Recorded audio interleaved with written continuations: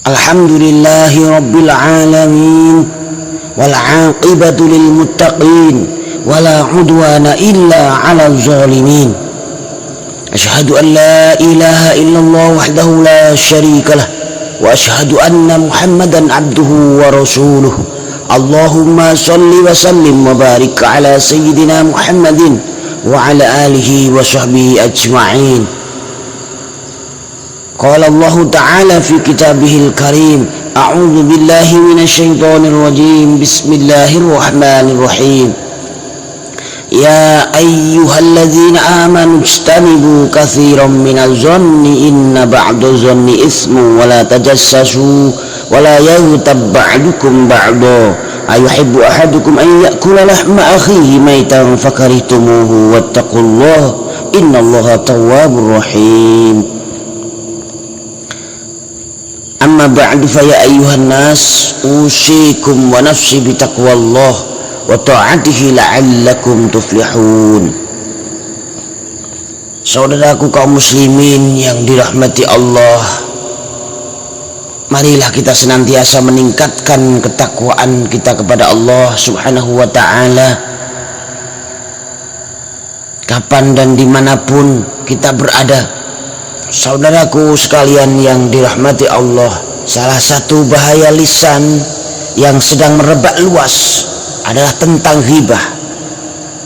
Ini terjadi di mana saja, baik di pasar, warung, halaman rumah, dapur, ruang tamu, tempat kerja, dan bahkan di masjid dan musola.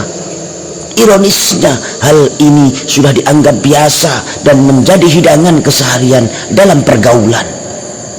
Juga tak kalah serunya dengan adanya acara-acara infotainment tentang ghibah di berbagai media massa yang kerap kali menyebut-nyebut keburukan orang lain.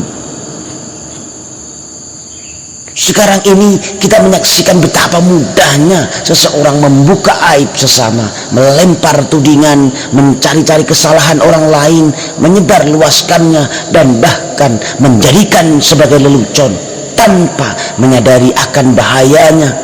Mereka berbicara tanpa mengindahkan larangan agama, berbicara tanpa fakta nyata, dan hanya mengikuti hawa nafsunya saja. Mereka tidak menyadari bahwa semua perkataan yang mereka ucapkan kelak akan dipertanggungjawabkan di hadapan Allah Subhanahu wa ta'ala. Saudaraku yang dirahmati Allah, mari kita simak firman Allah. Ya ayyuhalladzina amanu ijtanibu katsiran minaz zanni inna ba'daz zanni ismun wa la tajassasu wa la yaghtab ba'dukum ba'da ayuhibbu ahadukum ay ya'kula lahma akhihi maitan fakarihtumu wattaqullaha innallaha tawwabur rahim. Al-Hujurat 12. Wahai orang-orang yang beriman, jauhilah kebanyakan dari prasangka, karena sesungguhnya sebagian dari prasangka itu adalah dosa.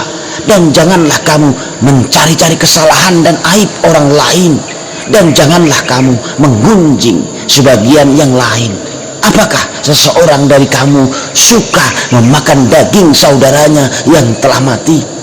Maka sudah tentu kamu akan jijik kepadanya. Oleh karena itu jauhilah larangan-larangan yang tersebut dan bertakwalah kepada Allah. Sesungguhnya Allah Maha penerima taubat lagi Maha penyayang. Saudaraku sekalian yang dirahmati Allah, diriwayatkan oleh Ibnu Munzir yang bersumber dari Ibnu Jurayj bahwa ayat ini turun berkenaan dengan peristiwa salah seorang sahabat Rasulullah yang bernama Salman Al-Farisi, yang bila selesai makan suka terus tidur dan mendengkur.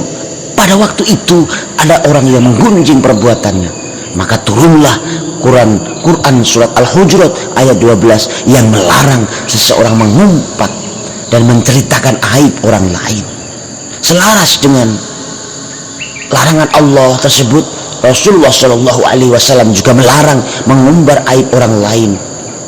Iyyakum wazzanna fa inna zanna akdzabul hadis wala tajassasu wala tahassasu wala tabaghadu wa kunu ikhwana. Jauhilah oleh kalian jauhilah oleh kalian prasangka, sebab prasangka itu adalah ungkapan yang paling dusta. Dan janganlah kalian mencari-cari aib orang lain, jangan pula saling menebar kebencian, dan jadilah kalian orang-orang yang bersaudara. Hadis riwayat Al-Bukhari. Ma'asyiral muslimin, saudaraku sekalian yang dirahmati Allah, secara psikologis, jika kita mendengar suatu informasi dari orang lain lalu menjadi hati kita merasa tidak enak, maka hal ini dapat disebut aib.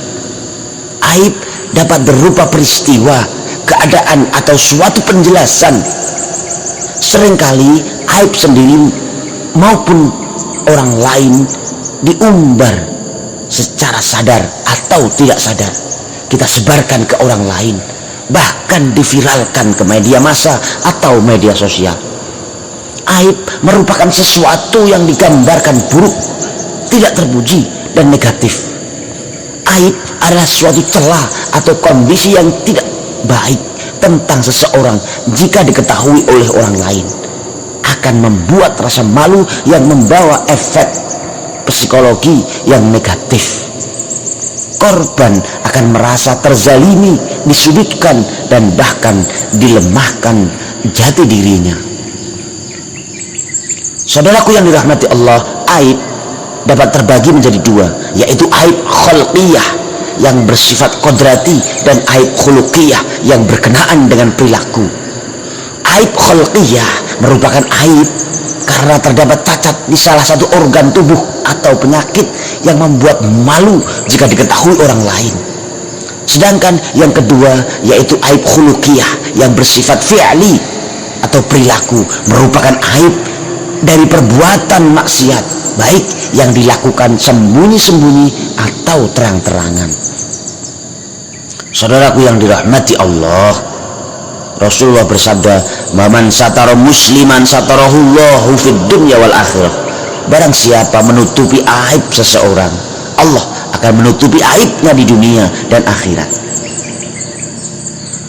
Menutup aib orang lain tidak hanya memiliki keutamaan akan menutup aib kita di dunia dan akhirat, tapi juga seperti menghidupkan bayi yang dikubur hidup-hidup. Hal ini sebagaimana yang disinyalir oleh hadis Nabi, siapa melihat aurat atau aib orang lain lalu menutupnya, maka seakan-akan ia menghidupkan bayi yang dikubur hidup-hidup. Al-Hadis riwayat Abu Dawud. Untuk itu mari kita jauhi ghibah, dusta, prasangka, dan mencari-cari kesalahan orang lain, serta menyebarluaskan aib sesama. Jagalah aib orang lain sebagaimana kita menjaga aib pribadi.